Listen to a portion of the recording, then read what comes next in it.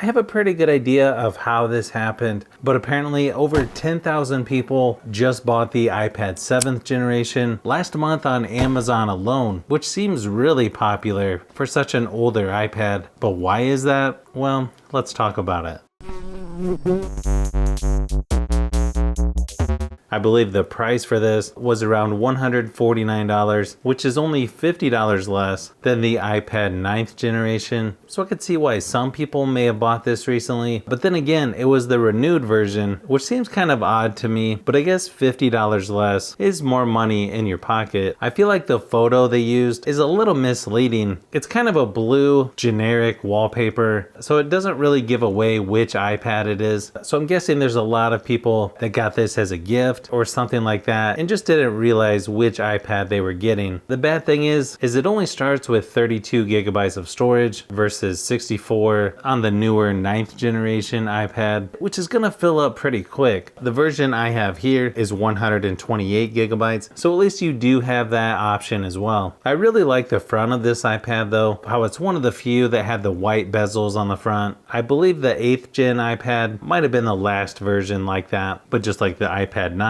this has a 10.2 inch Retina display with 1620 by 2160 resolution. It still looks pretty good in my opinion, with better brightness than a lot of tablets in this category at 500 nits. It also has the home button, fingerprint scanner, or Touch ID right on the front, and I have to say I still prefer this style over having it on the power button. It just seems a little more convenient to use. But when you compare this to the screen on the iPad 10th generation, other than size, the quality is actually pretty similar. It's plenty bright enough, has pretty good viewing angles, especially compared to most other tablets in this price range. It also has similar battery life to the iPad 8th and 9th generation, lasting about 5.5 hours in my typical battery drain test at 100% screen brightness, so it should last a couple days with mixed usage, even longer if you turn the screen brightness down. So overall, pretty good battery life, so I think it's probably good enough battery life for most people looking at a tablet in this category. Then when it comes to software, this iPad is going to look very similar to the newer iPads, but of course you have the physical home button. It's going to use gestures just like most other iPads, but you also have the physical home button on here, which I always liked. This is also one of my favorite default wallpaper designs that I've seen on iPads. I even use it on some of my Android devices. Keep in mind this iPad is going on 6 years old and it's still getting updated to the latest iPad OS 18, so the same number as the newest iPads. But also keep in mind, this is probably one of the biggest reasons that I might not get this iPad right now, considering the limited amount of software updates left compared to the 9th and 10th generation. You can also use the 1st gen Apple Pencil on here, which is good for drawing, taking notes, or just moving around the software. It's not as nice as where you can just snap the pencil on the side like on the 10th gen, but if you think about other tablets in this category, it's one of the few that has pen support and one that works really good. Not necessarily a deal breaker, but this also still has the older lightning port, so maybe a little more inconvenient than the USB-C port you get on the newer iPads.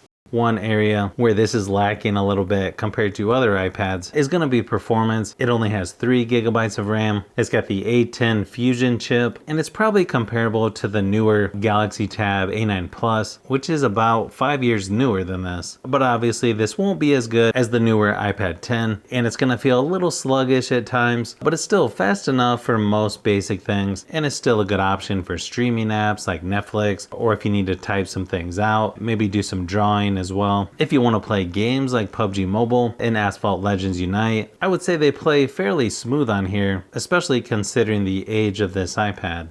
Now the good thing is this one still has a headphone jack, which is good because the speakers on here are definitely not as loud and don't sound as good as the newer iPads. Plus it doesn't help that both of the speakers are on the same side. But here's a quick sample just to give you an idea of what they sound like.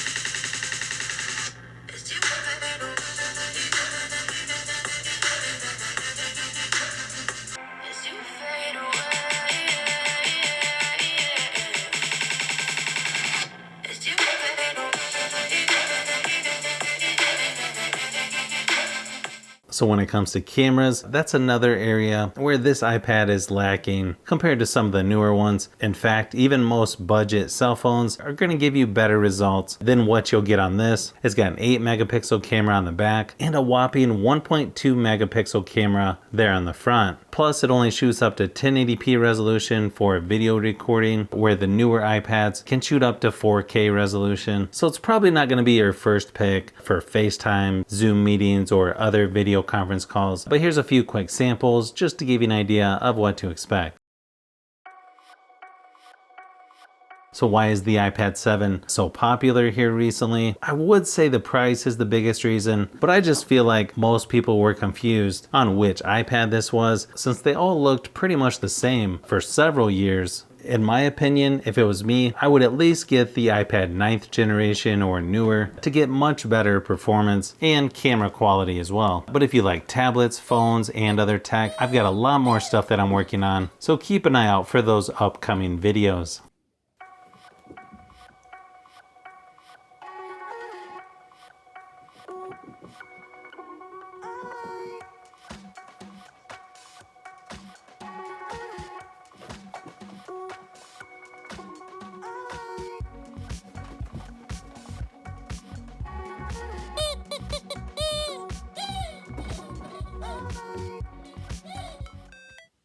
So if you've made it this far into the video, you may want to say thanks by subscribing, and don't forget to give a thumbs up if this video was helpful. This is Brian from Fishbee Productions. Thanks for watching, and I'll see you on the next one.